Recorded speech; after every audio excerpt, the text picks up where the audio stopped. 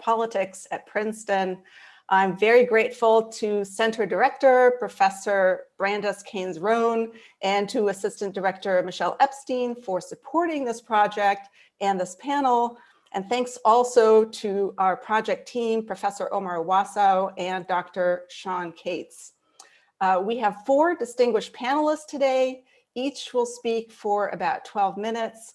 I'm going to hold up a handy dandy sign with a 2-minute warning just to make sure that we allow plenty of time for questions afterwards, because the purpose today is to have a real conversation with a real exchange and really hear from our audience members. So to that end, please, members of the audience, feel free to type your questions into the chat. And after our last speaker finishes, I will read the questions out loud and direct them to the appropriate panelists. Before I introduce our panelists, let me just say something very brief about the topic of this panel. As we all know, COVID-19 has laid bare inequalities that were invisible to many Americans, but they were not invisible to all. Many scholars, officials, activists, and ordinary people have long known how unequal healthcare is in America. And today we have an opportunity to learn what this inequality is and why it exists, and most importantly, to consider what we could do about it. To that end, I'm delighted to introduce our distinguished speakers. They're all experts on healthcare, on inequalities, or on inequalities and healthcare. They have researched this topic, they've written about it, and we're extremely fortunate that they are joining us today to communicate to a broader audience. Daniel Carpenter is the Ali S. Freed Professor of Government at Harvard. He's also served as Faculty Director of the Social Sciences at the Radcliffe Institute for Advanced Study. He's just hot off the press, published his latest book, Democracy by Petition, Popular Politics in Transformation, 1790 to 1870. Before that, he authored or co-authored several books on government regulation, including, there we go, there's the promo, government regulation, including Reputation and Power, Organizational Image and Pharmaceutical Regulation at the FDA, The Forging of Bureaucratic Autonomy, Reputations, Networks, and Policy Innovation in Executive Agencies, 1862 to 1928, and Preventing Regulatory Capture, Special Interest Influence in Regulation, and How to Limit It. His articles have appeared in leading journals in both political science and medicine, and his talk today is titled Our Traumatic Revelation, COVID-19 and Health Inequality in the US. Andrea Louise Campbell is the Arthur and Ruth Sloan Professor of Political Science at MIT. She studies public opinion, political inequality, and policy. She's the author of many articles and several books, including Trapped in America's Safety Net, One Family's Struggle, The Delegated Welfare State, Medicare, Markets, and the Governance of Social Provision, and How Politics Makes Citizens, Senior Citizen Activism in the American Welfare State. Her research has been supported by the National Science Foundation, the Robert Wood Johnson Foundation, the Russell Sage Foundation, the Radcliffe Institute for Advanced Study, and the Library of Congress, and she was elected to the American Academy of Arts and Sciences in 2016. And the title of her presentation today is When Do Policies Offset Inequalities? Lessons from COVID, Medicare, and Medicaid. Jamila Michener is an associate professor of government at Cornell, and I have to say she's also a former undergraduate student of ours here at Princeton. We're extremely proud. She studies poverty, racism, and public policy with a focus on health and housing, and she's the author of Fragmented Democracy, Medicaid, Federalism, and Unequal Politics. She is co-director of the Cornell Center for Health Equity and of the Politics of Race, Immigration, Class, and Ethnicity Initiative. She is also board chair of the Cornell Prison Education Program. And today she's speaking on structural racism and the politics of Medicaid. LaFleur Stevens-Dugan is an assistant professor of politics here at Princeton. Her research focuses on public opinion, racial attitudes, Black politics, and voting. And she has recently published a book with University of Chicago Press titled Race to the Bottom: How Racial Appeals Work in American Politics. The book argues that negative racial messages are more successful than previously thought, and the array of appeals that activate negative racial attitudes is much larger than previously considered. Her research has been funded by the Russell Sage Foundation, the Social Science Research Council, and the National Science Foundation. And today she's speaking on white Americans' reactions to racial disparities in COVID-19. We're going to start in reverse order with Professor Stevens-Dugan first, and then Professors Michener, Campbell, and Carpenter.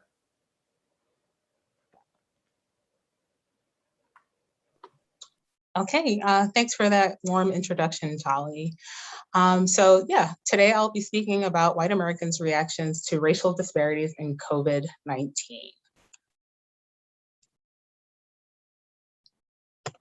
Okay, my slide for some reason is not advancing. So just give me a second, please.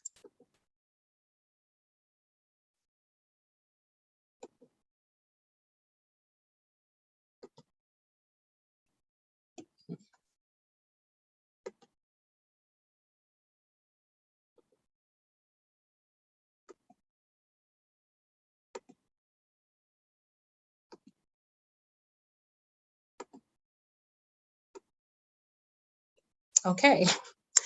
All right, so I'll just give a little overview of the structure of my little 12-minute presentation. So I'll start with the motivation for today's talk.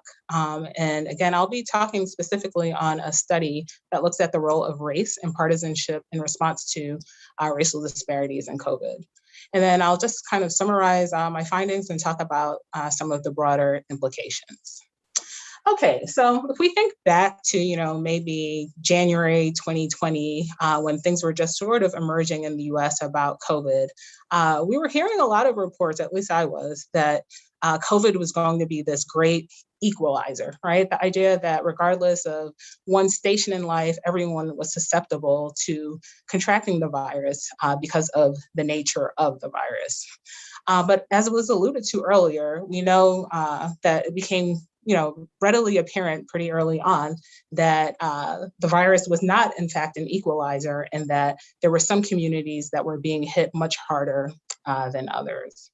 So to just give you a sense of what some of those disparities are, we know that as of March 2021, Black Americans have had some of the highest actual COVID-19 mortality rates nationwide, about 2 or more times as high as that for white Americans and Asian Americans, who've actually had the lowest rates. We also know that these disparities are not limited to African Americans, but that Indigenous Americans and Latinos have actually had death rates that are even higher than African Americans, 3.3 and 2.4 times as high as whites, respectively. We also know that Black Americans have experienced about 15% of all deaths of known race, but represent only about 12% of the population. And in fact, this disparity was higher earlier in the pandemic. We know during the first wave, for example, that African Americans were really accounting for about 25% of the deaths, despite being about 12% of the population.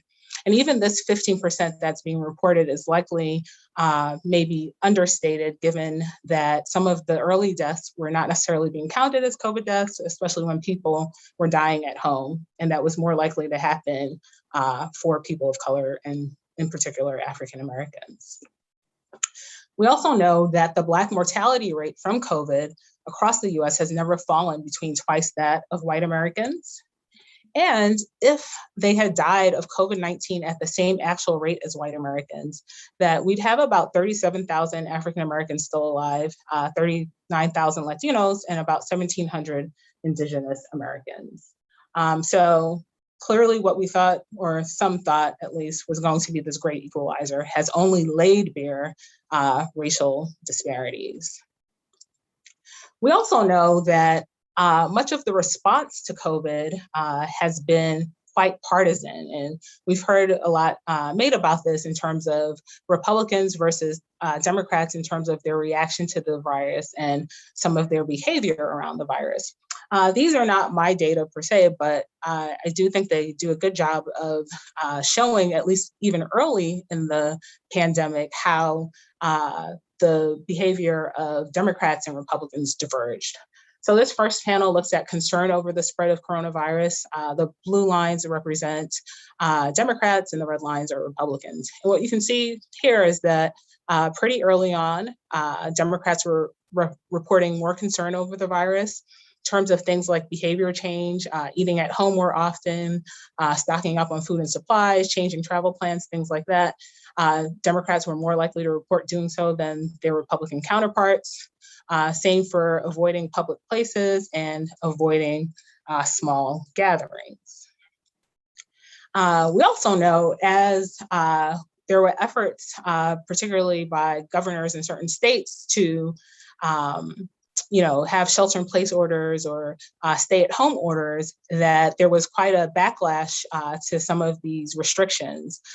Pretty soon, we saw protests emerging in places like Lansing, Michigan, Madison, Wisconsin, with people, arguing that essentially that these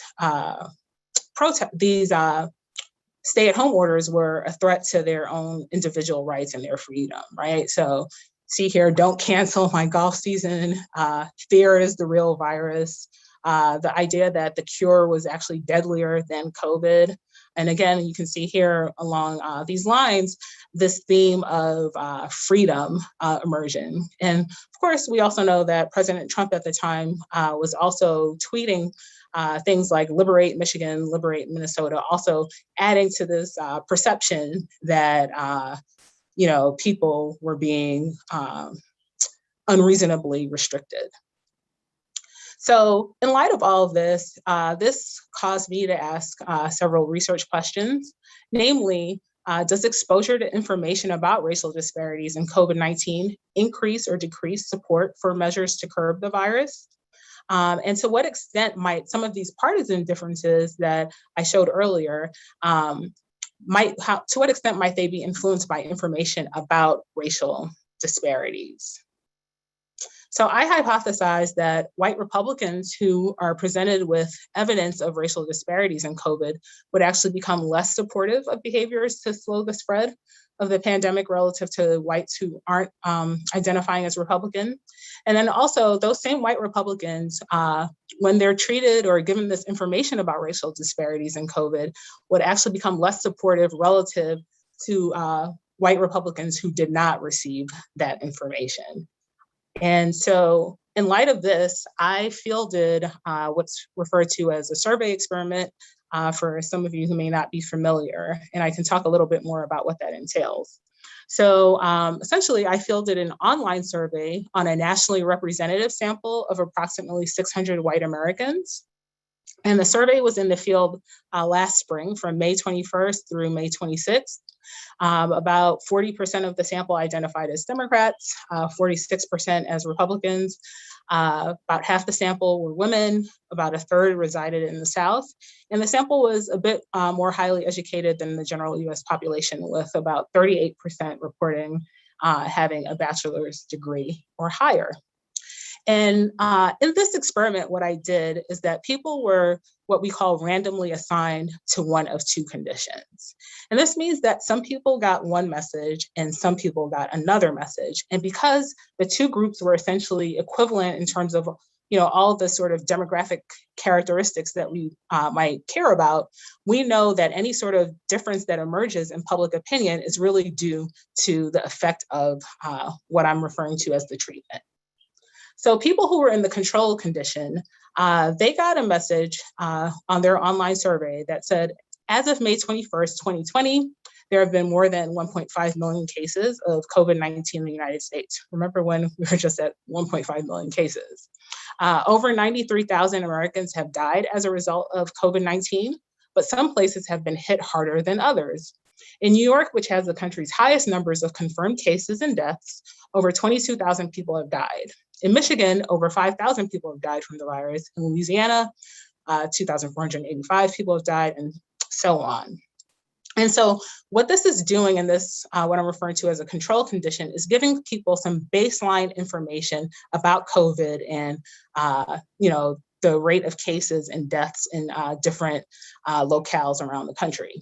And what you'll see here is that in the treatment condition, people get all of that same baseline information, but for each place or locale that I mentioned, I also indicate the racial disparities relative to or relevant for African Americans. So for example, in New York, which has the country's highest number of confirmed cases and deaths, over 22,000 people have died, but Blacks/African Americans are 3 times as likely to die as whites.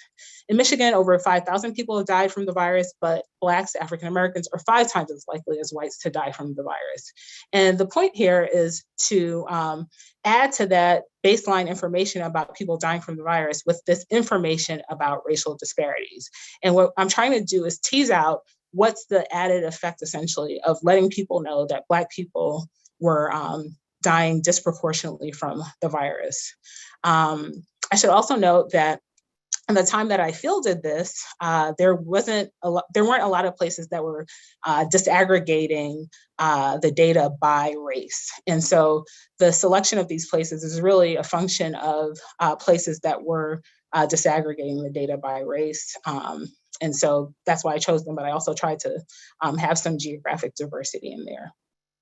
Okay, so after people got that information, remember they're either in the control or they're in the treatment, they're asked a series of questions. I'm only going to highlight a few for today's presentation, but they're asked whether they strongly agree to strongly disagree with the idea that state and local directives that ask people to shelter in place or to be safer at home are a threat to individual rights and freedom.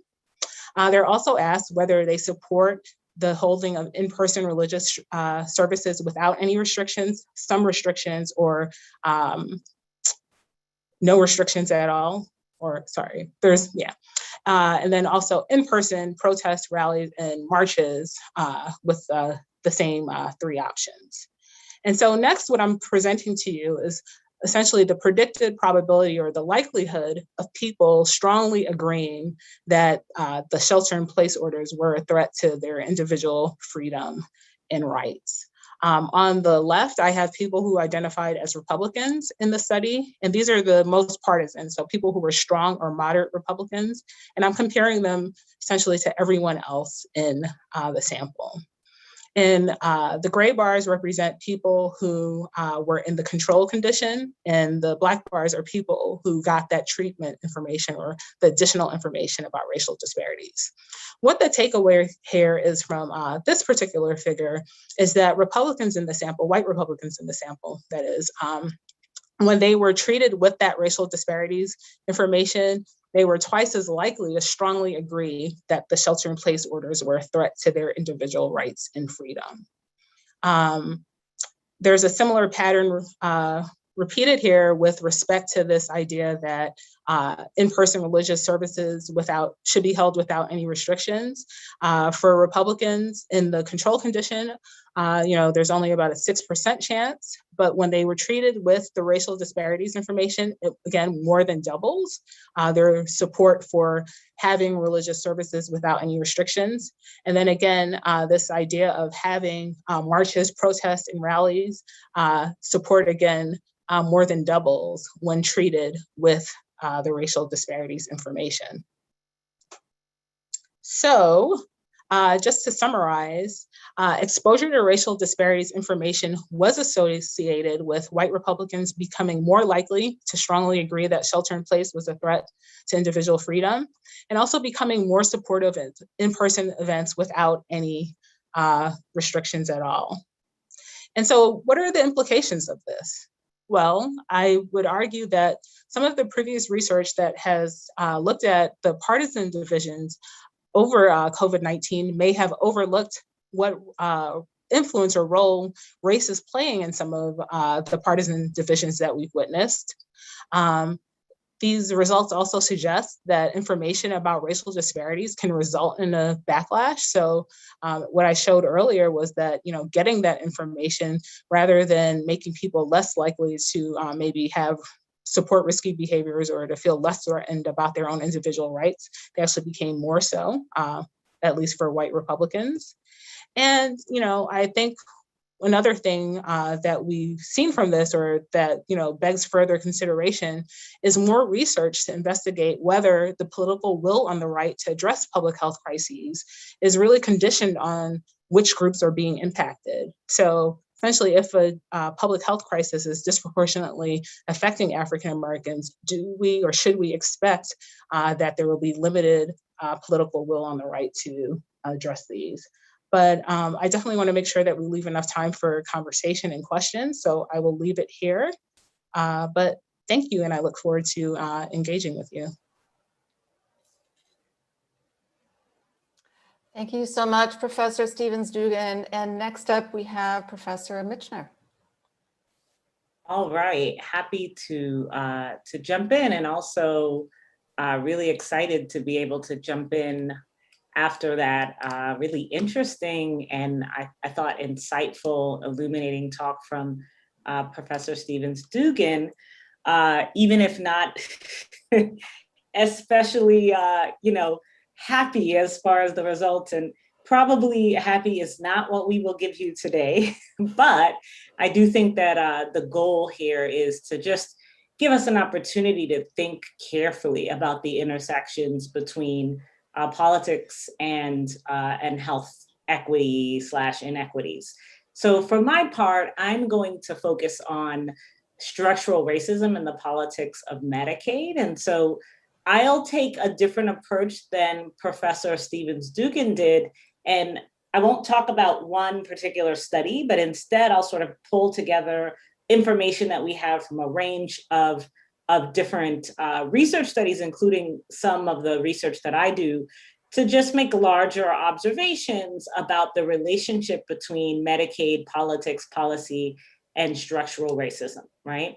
Of course, reckoning with structural racism in the context of health equity is something that, even if you weren't like me, a researcher who cares a lot about health policy and health equity, and who also cares a lot about race, racism, and inequality, for me, these things were already interesting prior to the last year plus. But even if you didn't fall into that category and you hadn't spent a lot of time thinking closely about these kinds of topics, it would be difficult in the last year not to, right? We saw massive and historic racial uprisings in the wake of the murder of George Floyd. And we saw our country activated around and beyond, well beyond the United States, in fact, activated around the issue of racism, questions about racism, discourse around racism in a way that really we hadn't seen before, right?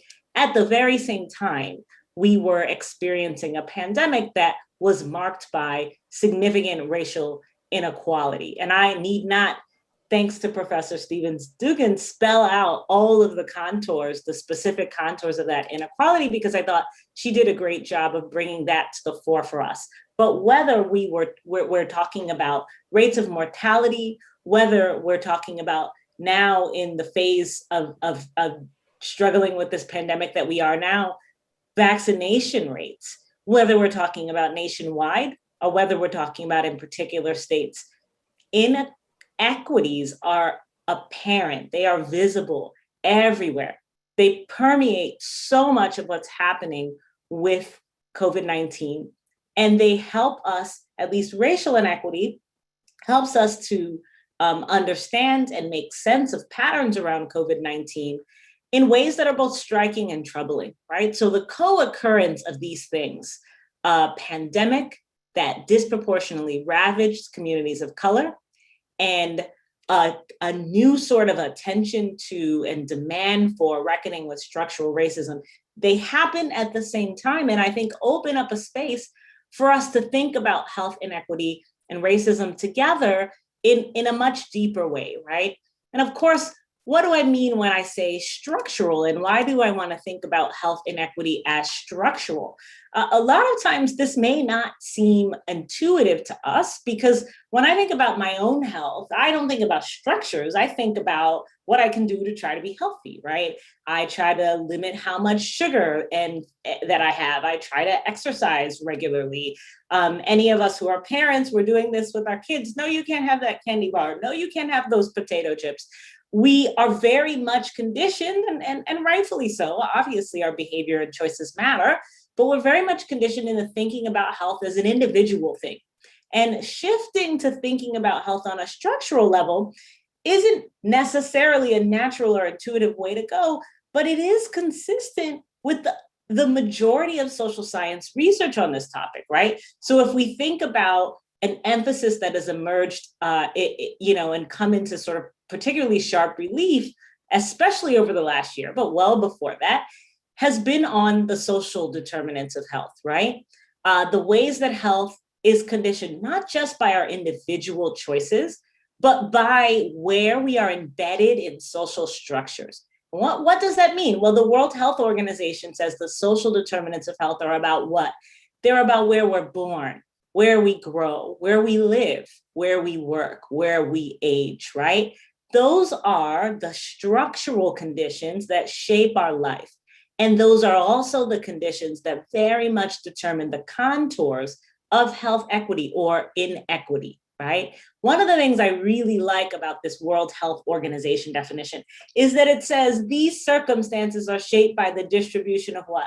Money and power. Let's remember that, because I'll return to it in a little bit. And it's worthwhile noting that this is the panel about politics, and power is part and parcel of politics. And so while we're thinking about these structures, it's also worth thinking about how political institutions, patterns, and processes affect how these structures operate and impinge on people's health and life.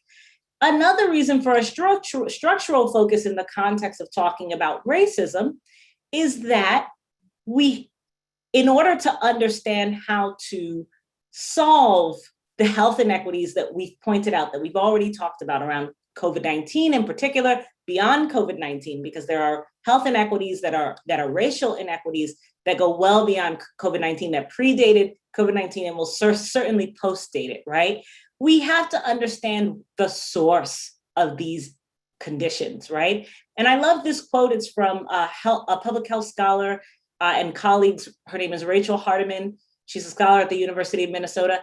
And she says any solution to racial health inequities has to be rooted in the material conditions in which those in which those inequities thrive. This is the basic logic for focusing on a kind of structural conditions, right? So things like policy, things like politics, right? The things that set the contours for determining those social determinants that I just mentioned on the previous slides, right? And so this may be a shift, right? Why talk about all of this structure? Why talk about racism in the context of structure?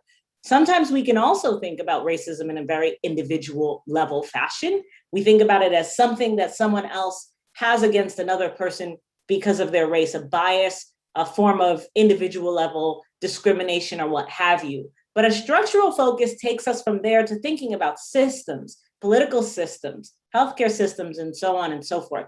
And I'll focus on the political aspect of this, and I'll do it through the lens of a particular policy, Medicaid. Selfishly, that's because I study Medicaid, and so I always want to talk about it, and I enjoy talking about it. But it's also because Medicaid is a pillar of social policy. It really has a pivotal role in our society, whether we're talking about improving children's health or educational outcome. Medicaid is crucial in the lives of children in the US, many of whom are living in conditions of economic and other forms of deprivation. Whether we're talking about long-term financial outcomes, incarceration and carceral outcomes, even eviction, right?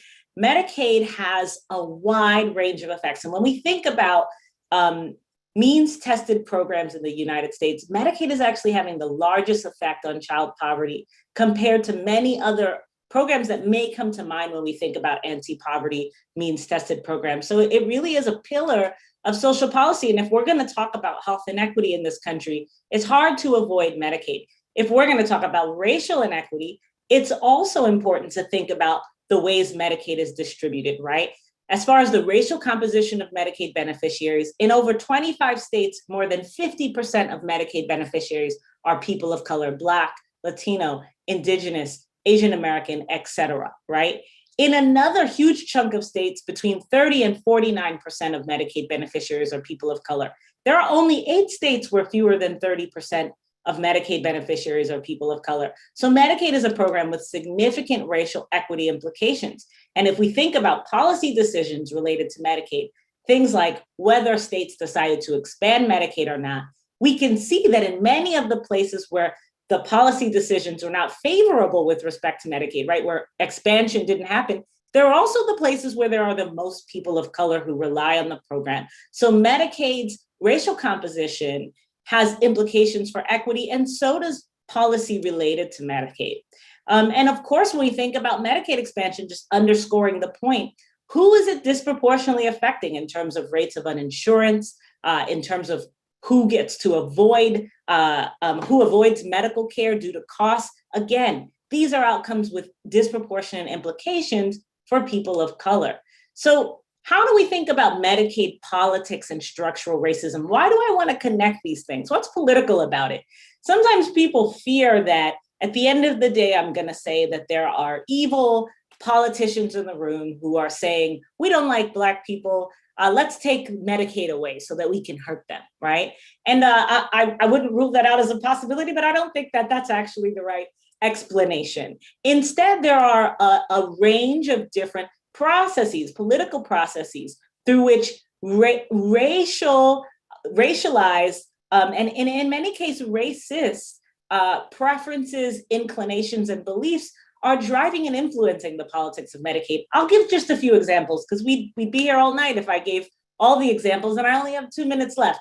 Racial divides in healthcare opinions widened dramatically as a result of President Obama being associated with the ACA, right? Mike Tesla and other political scientists have really explored this, and we know that being associated with President Obama, being called Obamacare, that itself racialized and divided opinions on the ACA. Medicaid expansion, which I was just talking about, decisions are correlated with state level racial attitudes. Where we have lower racial sympathy and higher racial resentment, we get stronger resistance to Medicaid expansion. Medicaid has variable public support on the basis of race, with white Americans much less likely to support Medicaid expansion. And expansion outcomes are more positively correlated with those opinions, with the opinions and the preferences of white Americans relative to the attitudes and the preferences of non-white Americans. Even on an elite level, governors who decide to expand Medicaid are more likely to be rewarded politically in the next election if they're in a state where Medicaid populations are more heavily composed of white beneficiaries. As I said, I could keep going on, but these are just a few examples of the intersection between Medicaid politics and structural racism. And so when events unfold with respect to Medicaid, not only is it political, but racism matters, whether it's explicit or not, whether it's stated or not. So last week, when we found out that Missouri was not in fact going to expand Medicaid, despite the fact that voters expressed a wish for expansion in a ballot initiative, and the legislature and governor decided to ignore the voters' expressed purposes and not to expand.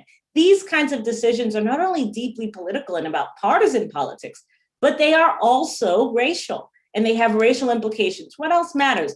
Power matters. And I talk about this in a book where I focus about Medicaid and political life, because one of the ways to push back against some of these patterns where power and politics and racism mix in a really unproductive way to prevent resources like the kinds we need in the context of Medicaid from making it to the people and communities who need them. One of the ways to deal with this is to grow power among these communities so that they have the ability to influence these outcomes, right? Often that power is channeled through organizations. These are just a few of the organizations I've worked with over the last few years to brainstorm about, plan how to build power among Medicaid beneficiaries, how to make sure that people being affected by these programs and policies and outcomes also have a say in structuring what happens with them in the political sphere. And of course, I want to end here by saying that people matter. It's often easy to talk about these things in an abstract way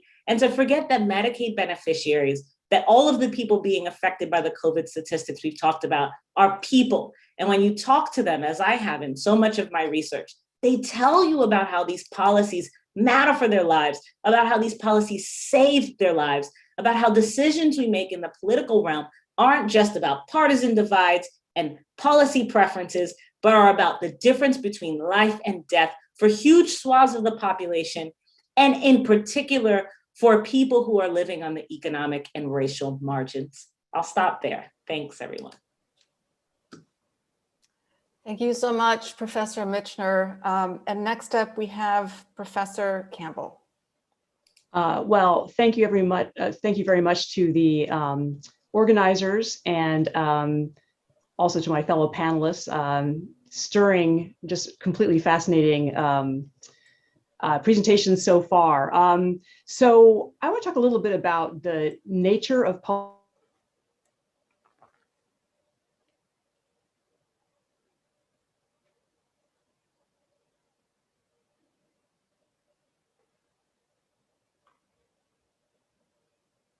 do they make inequalities actually worse? And I want to look at 3 examples from my work, both recent and older work. First, a little bit about psychological distress during the pandemic, and then briefly some inequalities in Medicare and in Medicaid, the long-term care portion of Medicaid. So let me talk a little bit about psychological distress during the pandemic. So this is going to be an example of public policies offsetting inequalities. So Mike Sansas and I have looked at these data that the Census Bureau collected during the pandemic. They were running these weekly surveys trying to assess job loss, food insecurity, and so on. And we were interested in the mental health items on the survey. There were measures of anxiety and depression. And our question was, can public policy offset the anxiety and depression that people felt during the height of the pandemic last spring? And do these offsetting effects, if they exist, vary by race and ethnicity? Because as we know, as the previous 2 speakers mentioned, Latino, Native American, African American populations have been particularly affected both by the health consequences and the economic fallout. So first, these are just what these data look like. The top 2 items are questions about anxiety. The bottom 2 are about depression. And the graphs show the percentage of people saying they experience some symptom of anxiety or depression. And you can see that across racial and ethnic groups, Hispanic Americans reported the highest levels of anxiety and depression, followed by the group Other, which includes Indigenous Americans, and then Black Americans, with non-Hispanic whites typically having the lowest levels of anxiety and depression. Over this period, everyone's anxiety and depression is rising. This is April to July of last year when COVID cases and deaths were rising. But what's of interest to us is this difference across these groups. So we wonder then, can public policies offset some of these feelings of psychological distress, this anxiety and depression that people were experiencing? And we were looking at 3 policies that vary across states. In states where policies were more generous, did people feel better, essentially? So we looked at 3. One was unemployment benefits. Even though the federal government was augmenting federal unemployment at this time, or unemployment benefits at the time, there's still underlying differences in the state benefits. So the unemployment benefits that people will be receiving do vary by state quite substantially. A second policy area is paid sick leave. This is not something that we have nationwide in the US, but a few states have paid sick leave. And could that help people if they were continuing to be paid even though they were sick with COVID, for example? And then third, some states, many states expanded Medicaid. At this point, 14 had not under the ACA. So if you were to lose work and lose your health insurance, for example, in a Medicaid expansion state, you might be able to access health insurance through this expansion, even if you lost your employer-provided insurance. And so the question is, with people having sort of surging levels of anxiety and depression during the pandemic, could any of these policies in more generous states have offset some of these effects? So I'm sorry, I'm going to show you some regression coefficients. I direct your attention to the first line. This is the effect of losing income during this period. So it might be actual job loss, perhaps just reduced hours. And what these positive coefficients mean is that people who experienced reduced income in their household experienced more anxiety and depression. Can the policies offset? Yes, they do modestly. The negative coefficients here on the bottom line mean that those effects on the first line are a little bit lessened in states that are more generous. Now, these effects are not large. The outcome here is a 4-point scale. And so if you lose household income, your anxiety and depression goes up by 0.26 on a 4-point scale. And if you're in a more generous state, it might only go up by 0.22 instead of 0.26.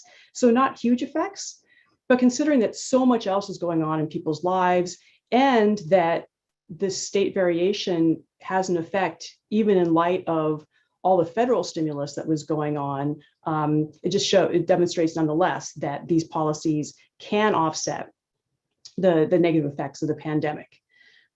We also look to see, is this offsetting effect different for different racial and ethnic groups? It turns out not to be the case, that these kinds of more generous policies kind of equally affect everyone if they're in a more generous state.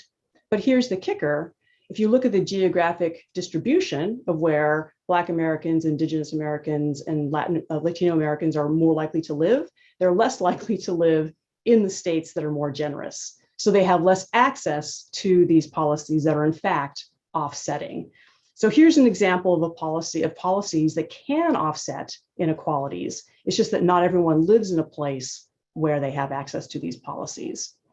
So that's example number one. Example number two. Oops, I said these things. Okay, Medicare prescription drug reform.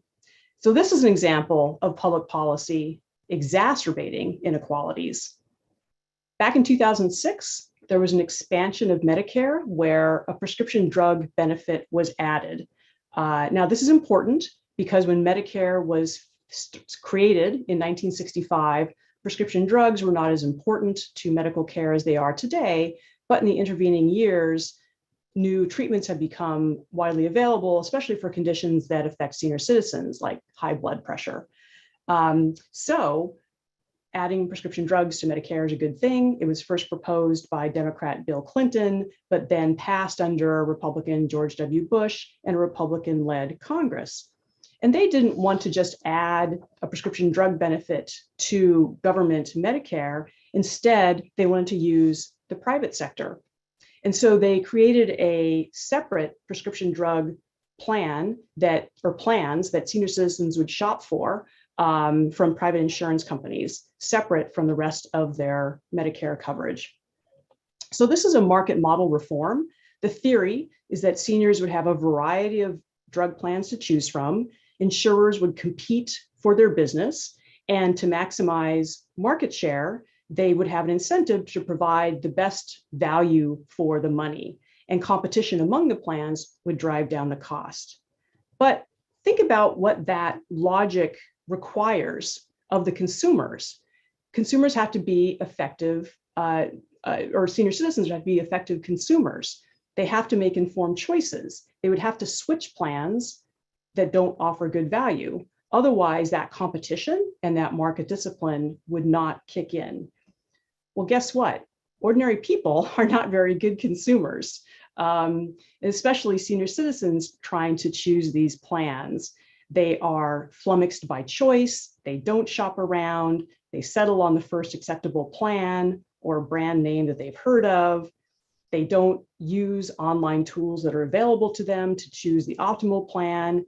And once they make the choice, they don't tend to switch, which costs them several $100s a year on average, scholars have shown.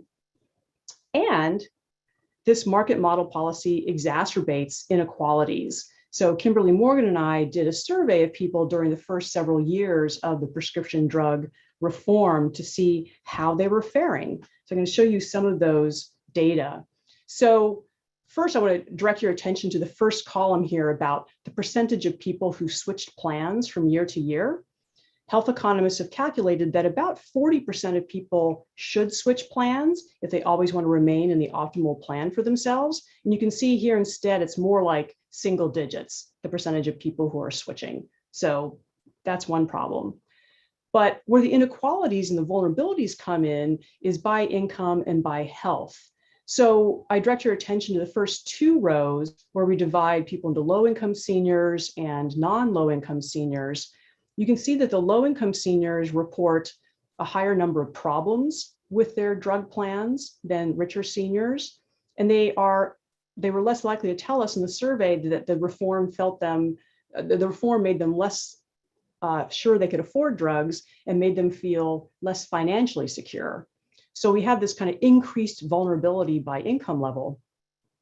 And in the bottom three rows, we divided people by their health, the number of chronic health conditions they have. So the sicker people are on top and the healthier people on the bottom row. So here you can see the sicker people are paying more.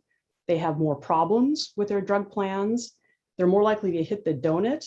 This is a zone of zero coverage where insurance coverage drops out and you have to pay 100% out of pocket. And sicker people were more likely to say the reform made them less sure they could afford drugs and less financially secure. So this is an example of a public policy that makes health inequalities here by income and by health itself worse, leaving people who are more vulnerable worse off. Because a market model reform assumes people would act in a way that they couldn't, harming those who are more vulnerable. So last example, Professor Missioner is our resident expert on Medicaid. I want to talk about just one little piece of Medicaid in my last 2 minutes, and that is the long-term care piece. This is an example of public policy actually creating inequalities. So long-term care, I mean nursing home care, home health care for people who are disabled, either the elderly or the non-elderly who are permanently disabled. So Medicare is the only source of long-term care. Health insurance doesn't cover long-term care. Medicare doesn't cover it. There's private long-term care insurance, but it's not long-term. It's usually time limited, the benefit is capped, and it's really expensive, so few people have it. So Medicaid is it. The problem with Medicaid is that it is a program for poor people, and so you have to be poor to receive it. If you are a senior citizen who is middle class to begin with, if you need nursing home coverage or home health care, you have to spend down your own assets to the poverty level to qualify. That's also true of people who are non-seniors who are permanently disabled. For example, my sister-in-law is a quadriplegic because of a car accident. She needs home health care. She and my brother had to spend down their assets to the cap in their state, which is only $3,150. And they have to keep their income below 133% of the poverty level. These are middle-class people who basically had to impoverish themselves to get this, the healthcare and the long-term care that she needed. The inequality kicker, this asset cap is only present in some states. Half the states don't have it. The other half that do have it, it varies in size. And so this is an example, if my brother and sister-in-law lived in Massachusetts, where I am, or New Jersey, where many of you are, they wouldn't face an asset cap, but they happen to live in California, where this asset cap is in place. And they had to sort of divest themselves of all their assets to get her the care that she needs.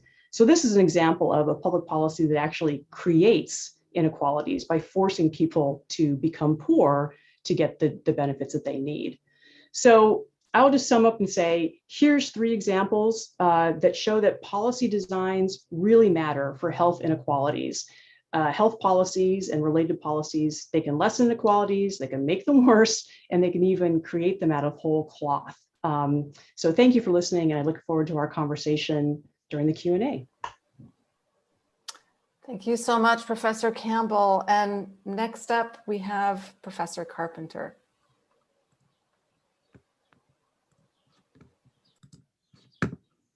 I believe I need somebody else to allow me to share. It would appear that Andrea is still sharing. Sorry about that. Or somebody is. What are we doing there? There we go. Awesome. One moment. No, you didn't want to see that. I thought it was up. We can see how the sausage is made in real time. Yes, and how ugly that is.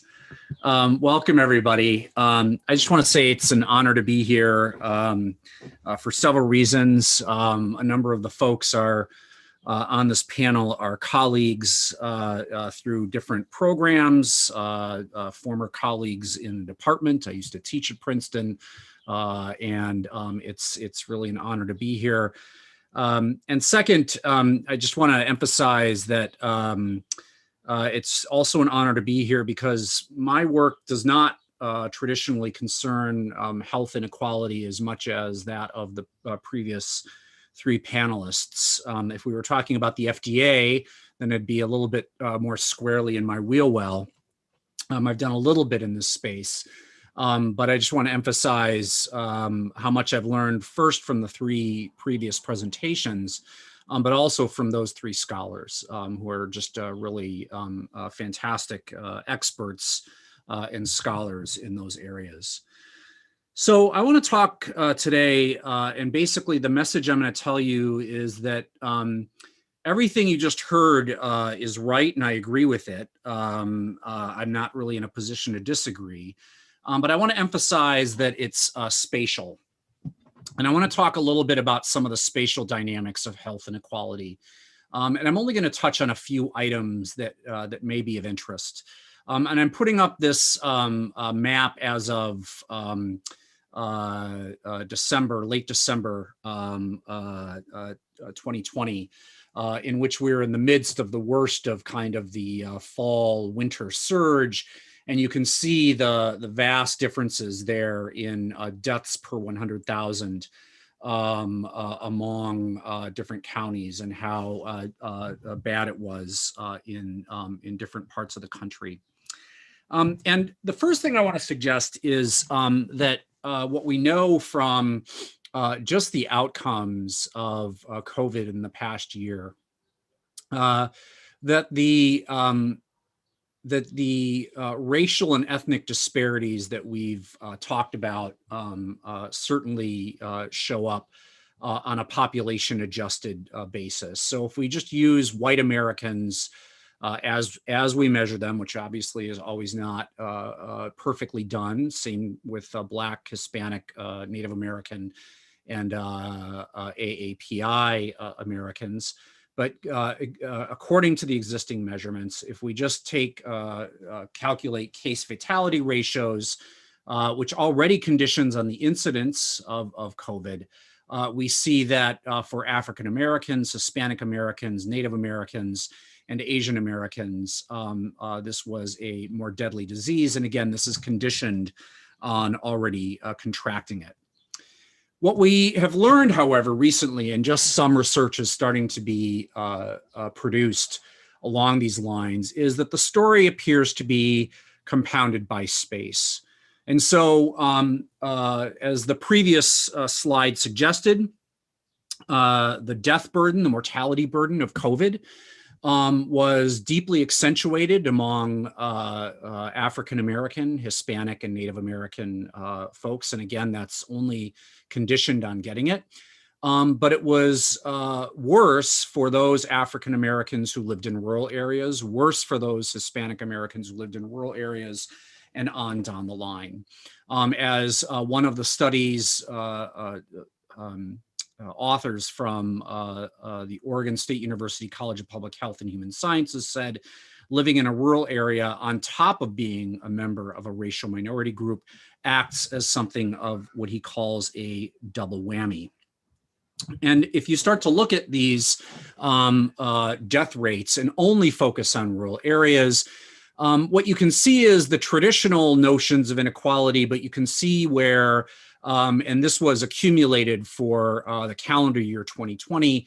You can start to see the immense burden. Look there in the deep South, some other areas of the South for what you're seeing among rural African Americans. Look there in Navajo Nation in eastern Arizona, western New Mexico, where the death burden was really bad. And one could go on and on as to where the death burden in rural areas was generally worse, but even within racial populations, it was also the case. Now, I want to talk about two aspects of this that I think relate to policy. The first is that I think actually even vaccination to some degree was affected. There's been a lot of ink spilt about the Johnson & Johnson COVID vaccine. It has been used less and less over the past few months. And one thing that people began to notice early on, and this was actually noticed in February, but this is an article from March, was that the Johnson & Johnson vaccine, which is considered, I should be very clear, an effective public health vaccine, but its distribution was relative to the two messenger RNA vaccines from Pfizer, BioNTech, and Moderna, respectively, was much more commonly being distributed in poor and Black communities. What this doesn't say is actually this is also true of rural areas. And the reason had a lot to do, I want to argue, with this. The problem with J&J was not that it was being allocated intentionally to communities of color. The problem was that the deep cold storage that is required for the mRNA vaccines, especially Pfizer, but to a certain degree Moderna as well, was not required for the J&J vaccine. And what this meant is that your ability to get these mRNA vaccines, again, especially the Pfizer vaccine, was dependent on the storage facilities of different public health clinics, and hospitals. Well, as we know, those kinds of facilities have been closing with ever greater regularity, particularly in communities of color. Milwaukee used to have 5 public hospitals. I believe that's down to 1. Detroit, I believe, lost all but 1 or all of its public hospitals in the last 30 or 40 years.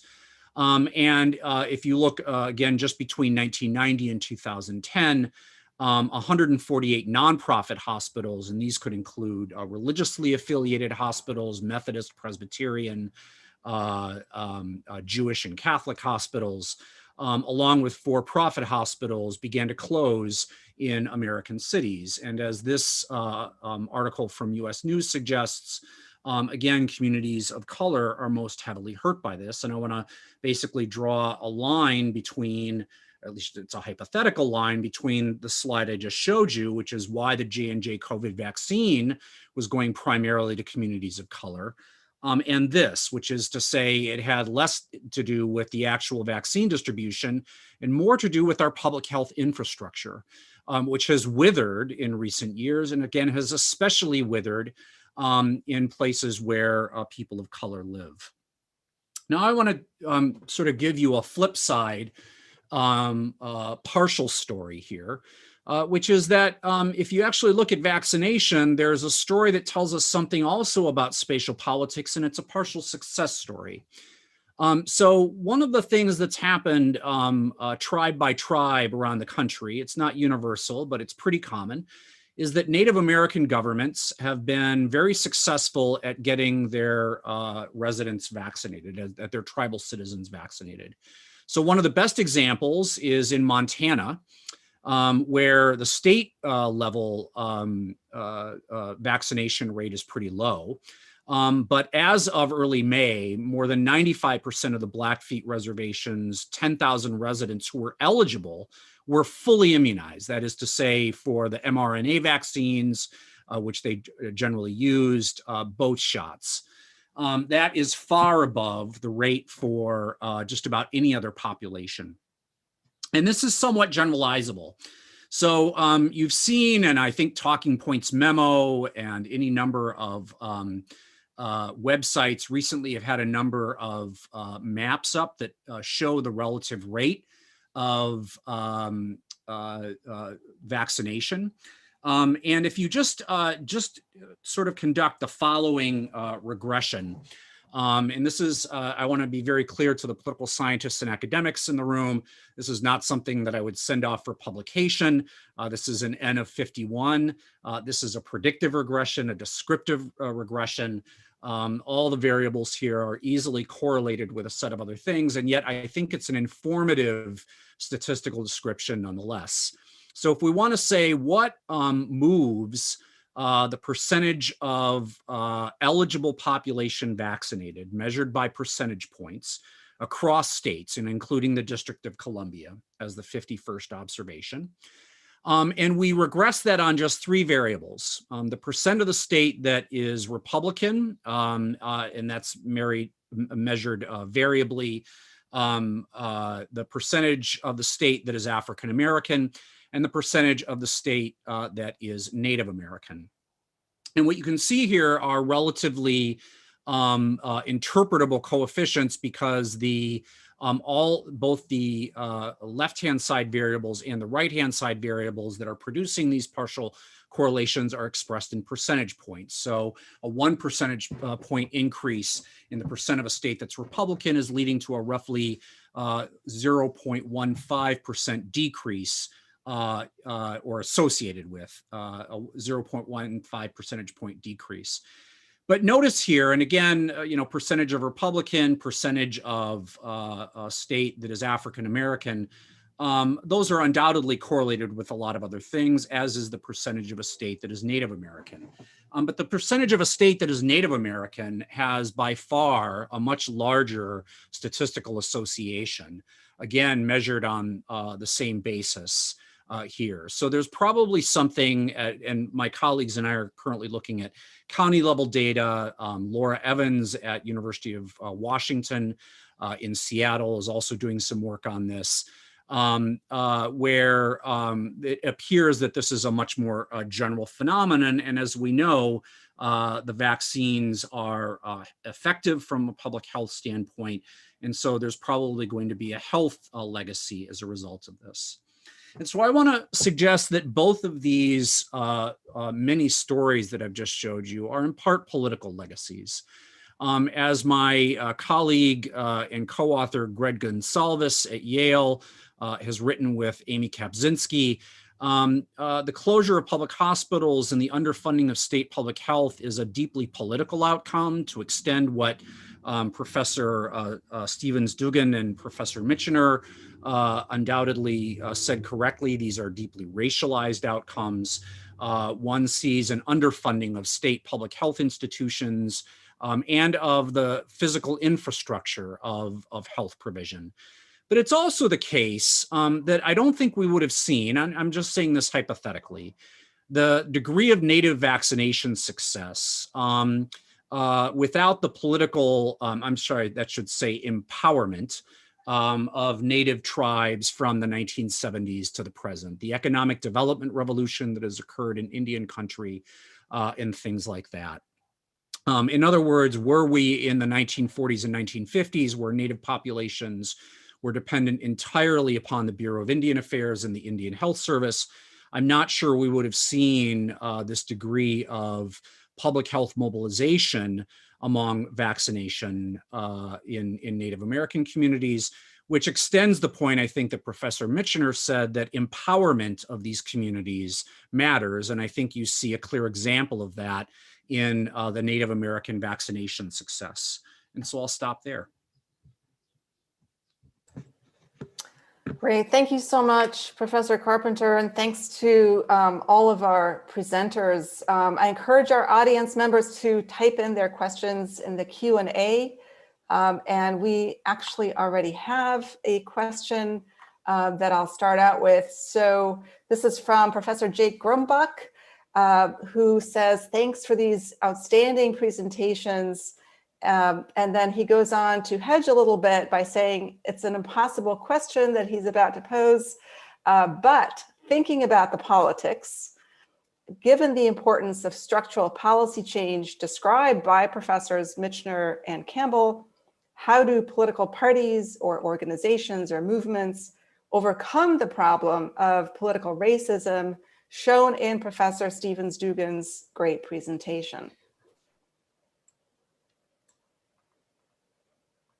I guess I'll jump in here. The first thing I want to say is that, like, you might think that we all somehow coordinated, right? But we didn't. We literally just each, did what we did without any coordination. But I appreciate some of the synergies that emerged, and some of the reinforcing ideas, and also appreciated learning so much from my fellow panelists. So Professor Grumbach, I'm grateful for the question and for the hedging, because it gives us a little bit of an explanation for why our answer might necessarily feel insufficient. But I think it's a good one, right? And it points towards what I always find myself asking after any time I spend absorbing studies or information, which is like, okay, so what do we actually do here? What do we do about that? And in particular, some of the kind of the pieces of racism can feel challenging as far as what we do, because we don't exactly have a method for getting people to stop being racist, right? And some of the patterns that Professor I feel like I keep wanting to call people by their first name, so I'm having to try really hard. But Professor Stevens-Dugan pointed out there are these very often implicit processes at play. And so people may not even know that they are biased in these ways. And where does that leave us in terms of politics and moving politics? I guess I don't have an answer, but there was something in your question that I thought the way you phrased the question is about overcoming the problem of political racism. And that I'm not sure how to do, but I do think that consistent with what came up in the presentations, that we could potentially overwhelm it, right? So that even if some subset of the population continues to have these various racist preferences, attitudes, inclinations, and those continue to express themselves through policy, that if other subsets of the population that are being affected by these decisions, and you mentioned organizations and movements, and I do think that's key, are able to build power in ways that sort of force political parties and the powers that be to respond differently, and also to build power in ways that can allow them to influence kind of institutional processes, right? So not just sort of be beholden to particular political elites responding to their demands, which that's important to try to make happen, but also to try to get some institutional changes, both with respect to, for example, the quality and the nature of our democracy, and with respect to some of these really specific policy arenas, right? So on the policy front, I think that Professor Campbell gave us so many great examples.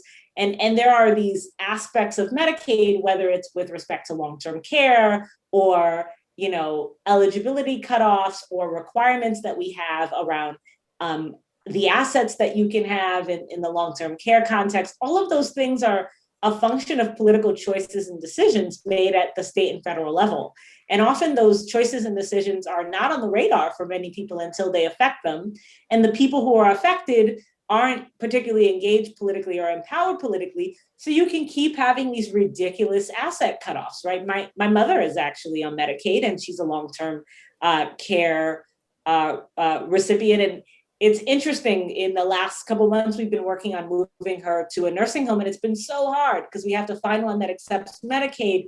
And then there are some nursing homes upstate that won't accept Medicaid if you live in New York City, which is like, I don't know how you can say any more clearly, we don't want the Black and brown people coming here. And there are all of these different nuts and bolts that, even though I study Medicaid and write a whole book on it, until I was trying to navigate this transition for my mother, didn't even realize some of these things were happening. And so how would you even know to act on it? And one of the answers to how is political organizations and movements really targeting some of these things. Some of these things can change if we act on them, and mobilize and organize people to act on them in ways that can have tremendous impact on people's lives, right? So I guess that would be my answer, more than overwhelm it with a flood of power from the margins, because we don't have that right now. I think my response would be to try to overcome, but actually to skirt the racism. And I can think of two ways in which we already do that if we could implement more widely might help. So one is kind of the opposite of what happens with these asset limits. So the asset limits are bad because they're set statutorily and they never get readjusted. And so, they're disastrous for people. But you can also do the opposite, right? You can index things to inflation. So if we index the minimum wage to inflation, as a bunch of states have done, in addition to actually raising the minimum wage, then you can start to overcome, some of these problems, because if you index something, it automatically increases the people who are more likely to work in those kinds of jobs will benefit from a steadily increasing wage. The other way we have of overcoming, or I should say skirting racism, is with universal programs. And it's not perfect, because even our universal programs have racial and ethnic bias built into them, but they're better than the non-universal programs.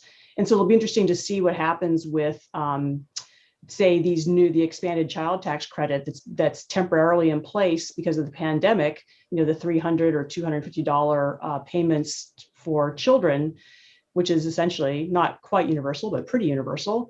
Can we get that extended past this, the 2-year temporary thing? We'll see. But that's just two ways in which policy design can try to at least skirt the racism, because it's really hard to combat it head on. I was really struck listening to several of you talk about some real successes. And, we sort of started out our panel discussion today with the disclaimer that there's going to be a lot of bad news here. This is sad. This is depressing. But I was really heartened to hear that there are actually some bright spots here. And, Professor Carpenter talked about how actually Native American communities seem to really have succeeded with the vaccine distribution, despite being in these rural areas that are massively underserved, where hospitals have closed. There's actually broad support from Medicaid, and most states have expanded Medicaid access under the ACA. So I just wonder if we could just think a little bit about what are the successes here, and can we draw some broader conclusions about, how to design these policies or distribute access in a way that will sort of, increase these successes, scale them up, if you will. I can weigh in. I just want to be very clear. I just finished teaching a course for the first time at Harvard. It's on Native American governance, and it's basically a course on how politics and political economy work in contemporary Native societies. And I'm by no means an expert in this area. We actually, it's an engaged scholarship course, so the students were working with the Blackfeet. And it was in conversations with Blackfeet tribal members early this last spring that I learned from them, not from the data at first, that, oh, wow, yeah, they're just rolling out, everybody I was talking to, yeah, we just got vaccinated. And they weren't even scheduling it in Massachusetts at that point. Thanks, Charlie Baker. I'm just kidding. But at that point, I began to learn things, and I do want to emphasize. Again, it goes back to something that Professor Michener said earlier on: is that there's resources, and I would argue political empowerment, and what that might mean in many cases is political empowerment at the local level. And I don't want to undermine Professor Campbell's, I think, rightfully argued point about, look, at some level, you need universal distribution. I mean, that's the one aspect of healthcare. I think there was a tweet by Robert Reich on this recently. It's like, okay, did you like getting the vaccine for free? Think about all healthcare that could be organized that way. But of course, we still see, as I showed, there are inequities in the distribution of the vaccine that are not just from hesitancy, They're from the kinds of facilities that we have. And so the brick and mortar institutions, it strikes me, maybe there's some level of provision. I think that needs to be a part of the, I think it needs to be part of the infrastructure plan, where we're not just talking about bridges and roads and airports and train tracks, but we're also talking about public health infrastructure. And then at some level, allowing communities to organize among themselves politically, and taking advantage of that. Where, I mean, one of the reasons that some Native governments, I can tell you, have had excellent vaccination rates is that tribal leaders have come along and said, by the way, everybody's getting this. No hesitancy. You're getting this, or you're not getting X, Y, and Z that the tribe provides you. And not every government can do that. But that level of social cohesion can sometimes be a disadvantage, but sometimes it can be an advantage. So I don't know if there are perfect lessons there, but I thought I'd throw that out there. Yeah, I love those examples. And I agree that what's happening on a local level is really important, even though it's tempting to overlook it and to think that sort of all the action is at the national level. And I also completely agree with Professor Campbell on the importance and the kind of powerful effect of universal programs. And I think of that as sort of a goal. And the question is, how do you get there? It requires building a certain degree of political will and capacity, right? And sometimes that happens through what some of us like to call feedback processes, right?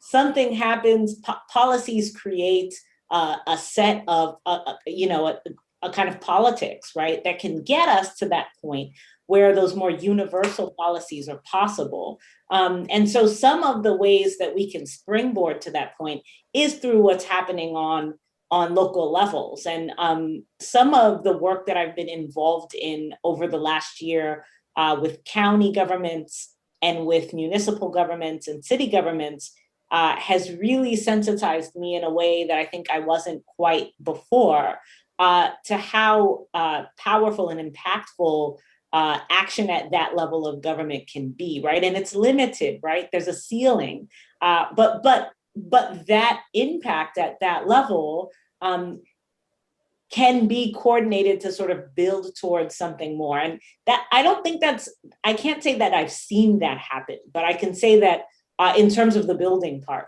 but I can say that at the local level, I think that there's such tremendous local level variation, even down to, if you look at like cities like New York City, down to the neighborhood. And some of that is about the demographics of those places, which is what we tend to focus on. But digging more into that data, some of it is also about aspects of those places that we might have at some point called social capital, or what I call political positioning or power, right? And so, thinking about how to build those things. And sometimes that's explicitly about like politics and the way we tend to typically think about it, like partisanship or what have you. And other times it's about building in very different things than that, right? These elements of cohesion, I think that Professor Carpenter was talking about, and a range of other things. So I think it's time for us to think really creatively about and in a multi-level way, at the local level, at the state level, at the federal level, and to think about how those levels can affect each other. What can we do that's tangible at the local level and that's doable, that can create concrete material benefits in the short term and can contribute to a kind of diffusion or ripple effects across those multiple levels that can get us to the big picture in the long term that I think Professor Campbell pointed us to. So I guess that's the structure of how I think about the possibilities in my mind, but not all those pieces are moving possible pieces at the moment, but I think that they can be. Well, I think one question, I agree with what Professor Michener was saying about the power of local activity. And I guess one question would be is, are there ways that we can improve or facilitate the diffusion? Because you could imagine that so many powerful things are happening in local communities where there are solutions that people come up that are, very well tailored to local conditions.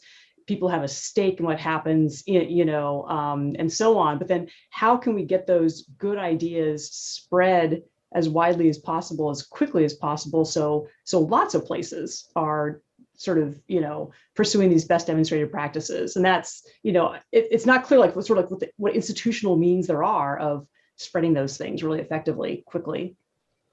Well, just a quick two-finger follow-up on that. Professor Campbell, you've done this amazing work on how seniors came to mobilize as a constituency. And, you can tell us much better than I can recall this, but, seniors were one of the poorest groups in American society not that long ago. And it was really through social policy that they've become one of the least poor segments of the population. And then they mobilized to keep those benefits going. And, Social Security and Medicare, they're the third rail of American politics. You do not touch those programs on pain of death if you're an elected official. How did that happen? And can we draw lessons from that for other populations that remain disadvantaged?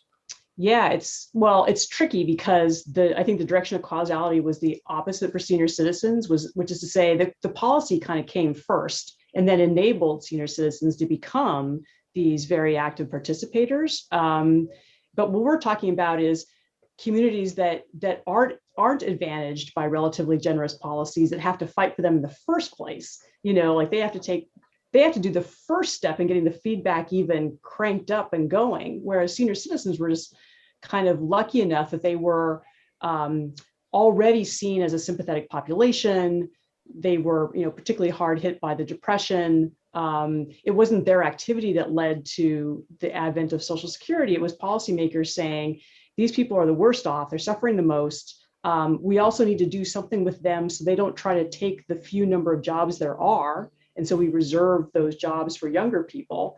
So they were just lucky that they were the recipients of what policymakers at the time thought was good policy. And then they got the whole upward spiral of between policy and participation, that whole, upward spiral got cranked up for them.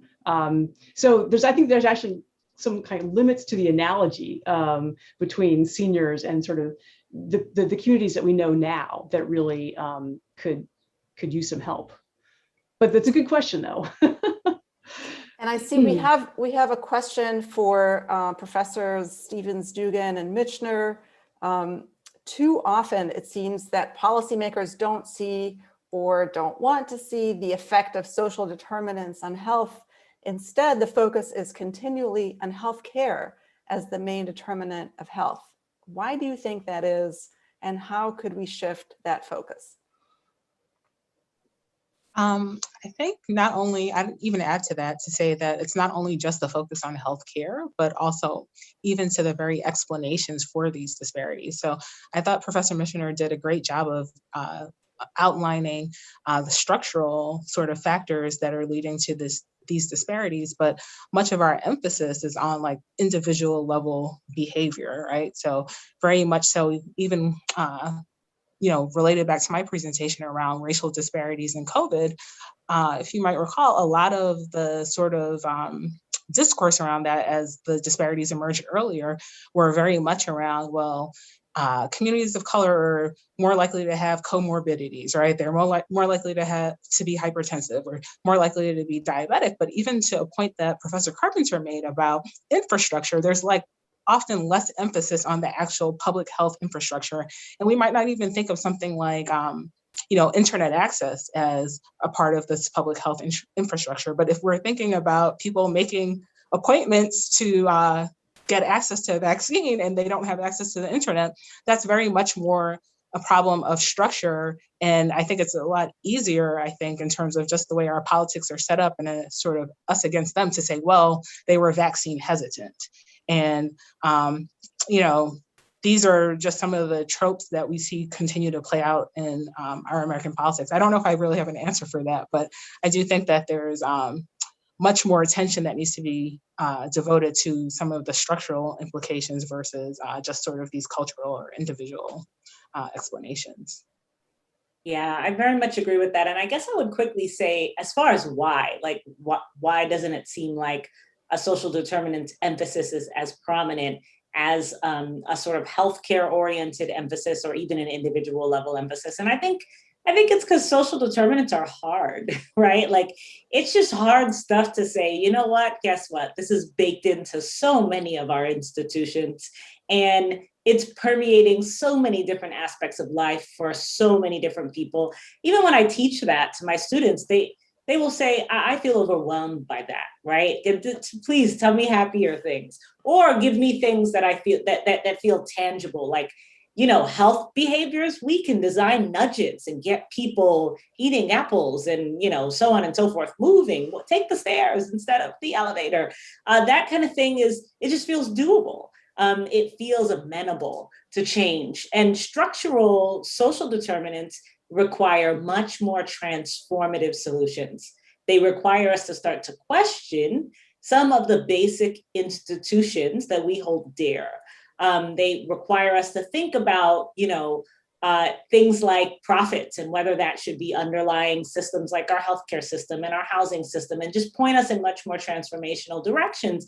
And that's hard for political elites who are in office as a function and part of the status quo and aren't always interested in upending it. The one thing I'll say really quickly about what we might be able to do, and I think about like what I can do, that's hard as a scholar. But I do think that discourse, this is an area where sometimes I'm like, oh, talking about it isn't the solution. That rings hollow to me. But I do think this is an area where like discourse and choices about what we emphasize in language really matter, right? And there's research that suggests that when you just present information on disparities, but you don't give those disparities any context, those can actually heighten the people's, racial biases. Because it's like, well, look at all these things wrong with Black people. There must be, clearly there's something, they're doing something wrong. And so one thing I think, at least as scholars, that we can do is always take pains to not just present disparities, find information or data on disparities, but contextualize that, right? Yeah, there are more comorbidities in Black communities. But why? That gets us back to Professor Carpenter. There are these structural public infrastructure deficits in those communities. So of course we're going to see more comorbidities, and making sure those linkages are primary so that we can't mistake disparities for deficiencies in these communities, I think is really key. Well, on that note, please join me in thanking our panelists. This has been an incredibly enlightening and thought-provoking panel. I've learned a lot, and I'm sure that's true for all of us. So thank you very much for joining us, and enjoy the rest of your evening.